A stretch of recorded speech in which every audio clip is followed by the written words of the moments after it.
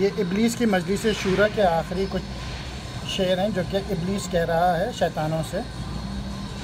تم اسے بیگانہ رکھو عالم کردار سے، تا بساط زندگی میں اس کے سب مورے ہوں مات۔ یعنی مسلمانوں کو جو ہے وہ عالم کردار سے، جہاں پہ ایکشن ہو رہا ہے اس سے دور رکھو تاکہ ان کے سب مورے ہوں مات۔ جب تک وہ کام وام نہیں کریں، بہتر یہ کہ ان کو کام وام میں نہ لگاؤ تاکہ ان کے سب مورے ہوں مات۔ ہے وہی شعر و تصوف اس کے حق میں خوب تر، جو چھپا دے اس کی آنکھوں سے تماشائے حیات۔ اور ایسی شعر و شاعری میں لگا دو ان کو جو کہ ایسے فنون لطیفہ میں جس میں بس لڑکا لڑکی کی باتیں ہوں اور محبوب کی باتیں ہوں، تاکہ جو دنیا میں سارے تماشے ہیں ہو رہے ہیں وہ ان سے چھپے رہیں۔